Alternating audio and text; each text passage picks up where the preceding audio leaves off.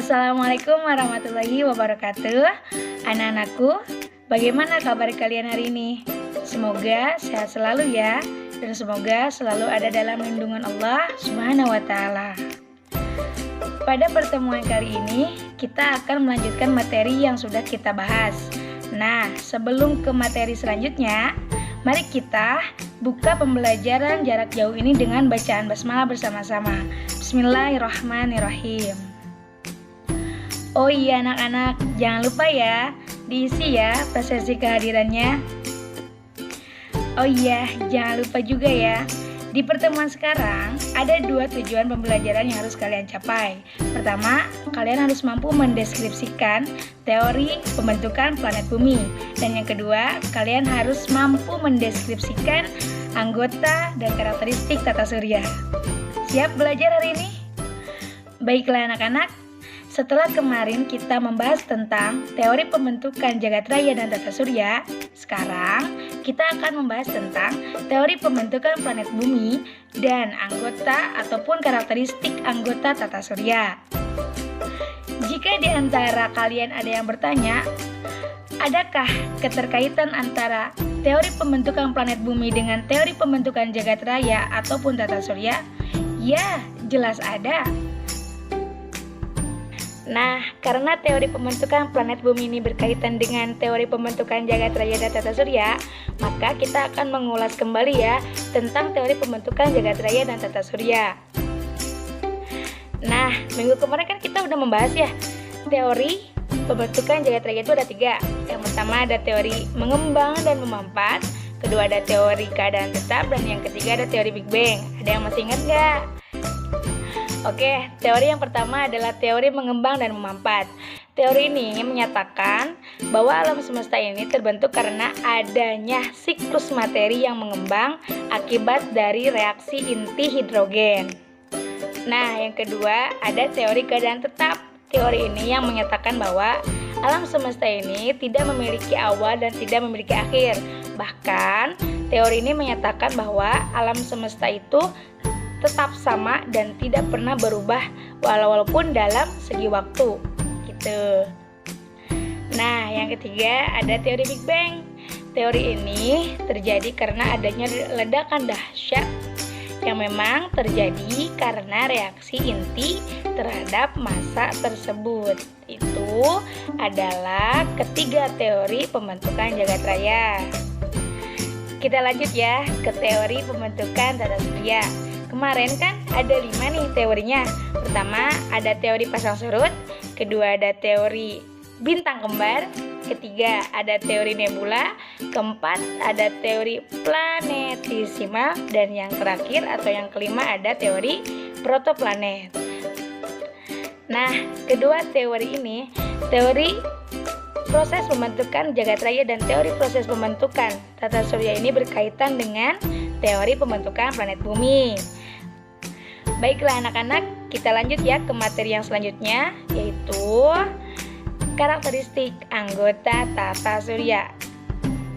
Baiklah anak-anak, kita akan membahas anggota tata surya dan karakteristiknya. Yang pertama ada matahari. Ada yang tahu nggak apa sih yang disebut dengan matahari? Oke, matahari itu merupakan bintang yang menjadi pusat tata surya.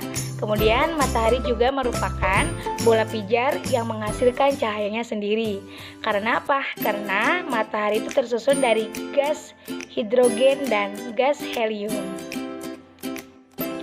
Nah, pada saat pagi hari dan sore hari, sinar matahari itu akan terlihat kemerah-merahan. Namun berbeda dengan waktu siang hari. Kalau siang hari, sinar mataharinya itu akan terlihat putih ke kuning-kuningan. Ada yang tahu nggak kenapa sih kok bisa jadi putih ke kuning-kuningan? Ya, karena suhu matahari pada saat siang hari itu akan semakin tinggi. Nah, sehingga energi pancaran mataharinya itu akan sampai ke bumi dan membuat kita merasa panas ataupun merasa hangat. Kemudian, matahari itu memiliki 4 lapisan. Yang pertama ada lapisan inti, kedua ada lapisan fotosfer, ketiga ada lapisan kromosfer, dan keempat ada lapisan korona. Oke anak-anak, Lapisan inti ini merupakan lapisan yang sangat dalam dari matahari. Bahkan suhunya dapat mencapai 16 juta derajat Celcius. Nah, kalau lapisan fotosfer itu merupakan lapisan yang mampu memancarkan cahaya yang sangat dahsyat. Nah, kalau lapisan kromosfer itu merupakan lapisan yang sangat panas dan lapisan yang menyelubungi matahari. Nah, yang terakhir ada lapisan korona. Lapisan korona ini merupakan lapisan gas yang memang renggang di matahari, kemudian warnanya itu putih berkilau. Dan lapisan korona ini hanya mampu ataupun hanya dapat dilihat ketika terjadinya gerhana matahari total. Nah, setelah membahas tentang matahari, kita akan lanjut ke planet. Ada yang tahu nggak apa itu planet? Nah, ya betul. Planet itu merupakan benda angkasa yang tidak bisa memancarkan cahayanya sendiri. Namun, planet itu bergerak mengelilingi matahari dengan kecepatan dan lintasannya masing-masing. Itu yang dinamakan planet. Selanjutnya, ada syarat-syarat planet. Yang pertama, harus mengorbit matahari. Kedua, harus berukuran besar. Dan yang ketiga, harus memiliki jalur orbit yang jelas dan bersih. Kalau sudah memenuhi 3 syarat ini, maka bisa disebut atau bisa termasuk ke planet. Nah, ada pembagian planet menurut Nicolaus Copernicus. Pertama, berdasarkan bumi sebagai pembatas, ada 2 pembagian planet. Yang pertama, ada planet inferior, yang kedua ada planet superior. Planet inferior di sini merupakan planet yang memiliki orbit lebih kecil daripada orbit bumi. Contohnya itu seperti planet Merkurius, planet Mars, dan planet Venus. Yang kedua, ada planet superior. Planet superior ini merupakan planet yang memiliki orbit lebih besar daripada orbit bumi. Nah, contohnya itu seperti planet Jupiter, kemudian planet Saturnus, planet Uranus, dan planet Neptunus. Baiklah anak-anak, kita akan membahas satu persatu tentang planet. Nah, yang pertama ada planet Merkurius. Planet Merkurius ini merupakan planet yang sangat dekat dengan matahari.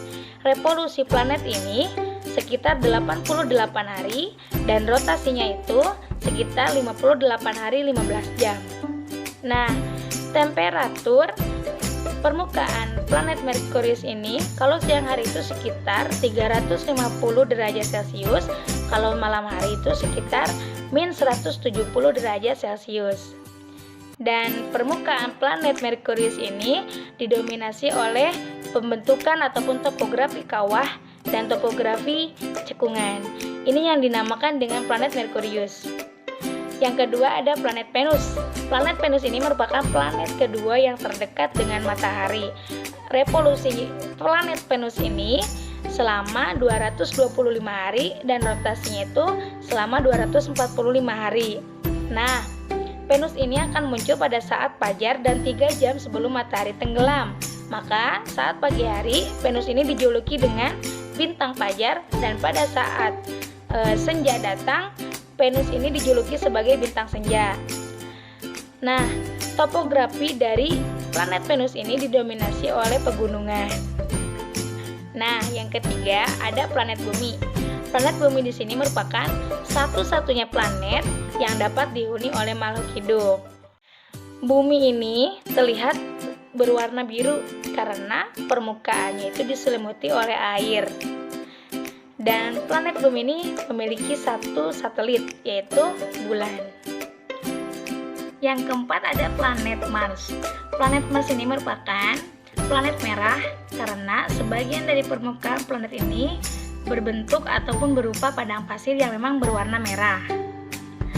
Revolusi dari planet Mars ini memerlukan 687 hari dan rotasinya itu sekitar 24 jam 37 menit.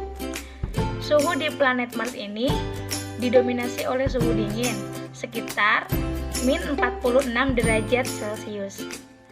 Nah, planet Mars ini memiliki 2 satelit, yaitu satelit Phobos, dan satelit Deimos.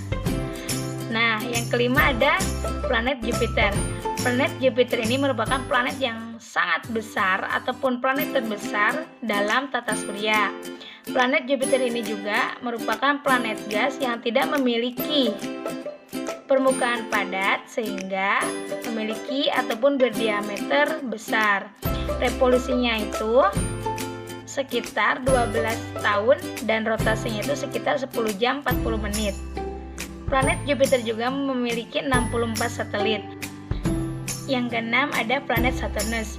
Planet Saturnus ini merupakan planet kedua terbesar yang ada dalam tata surya. Planet Saturnus ini juga planet yang memiliki 3 cincin yang merupakan gumpalan es. Revolusi dari planet ini selama 30 tahun dan rotasinya itu selama 10 jam 40 menit.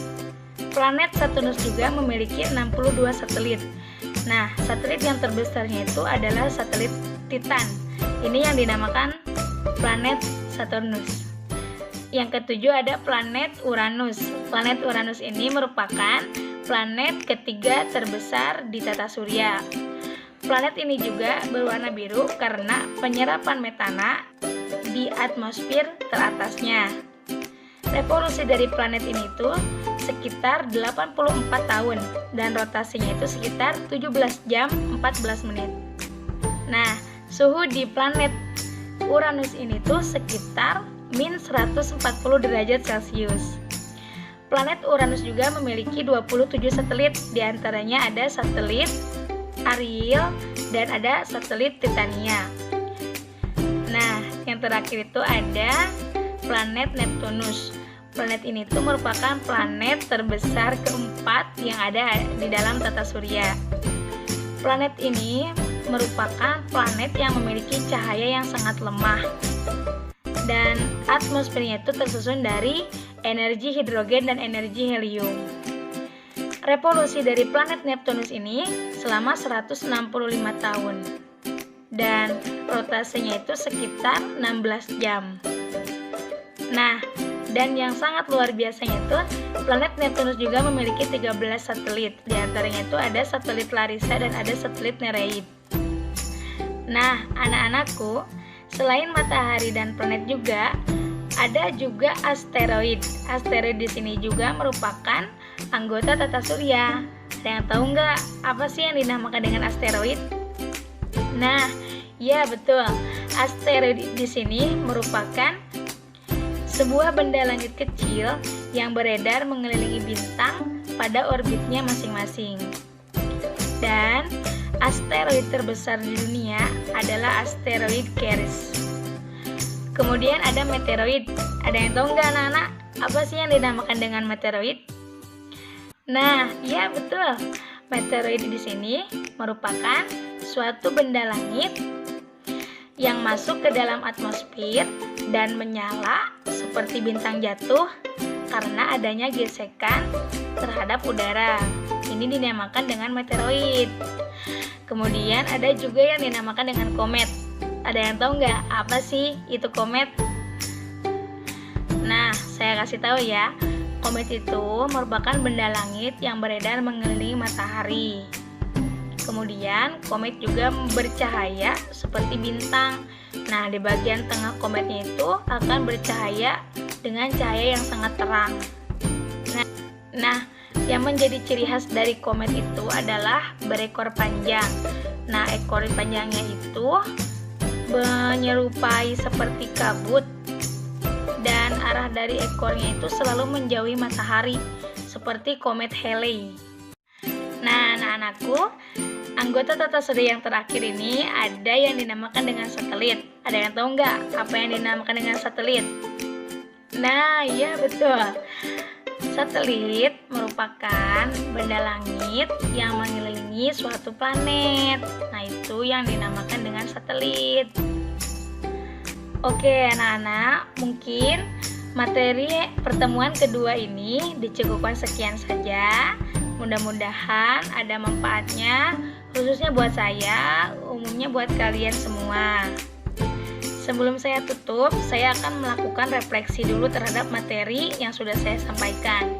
Di sini ada yang tahu nggak dari ulasan materi yang barusan saya ajarkan atau saya paparkan, apa saja teori pembentukan jagat raya. Kemudian sebutkan 3 anggota tata surya beserta karakteristiknya. Yang tahu silahkan bisa menjawab pertanyaan yang sudah saya sampaikan barusan. Ditunggu ya jawabannya. Nah, jangan lupa juga ya anak-anak, untuk pertemuan besok ataupun minggu besok kita akan membahas tentang perkembangan kehidupan di bumi.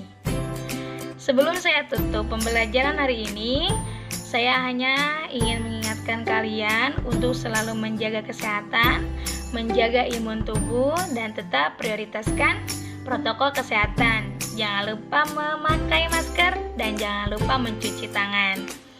Oke anak-anak, kita cukupkan pembelajaran hari ini dengan bacaan hamdalah bersama-sama. Alhamdulillahirrabbilalamin. Syukran. Wassalamualaikum warahmatullahi wabarakatuh.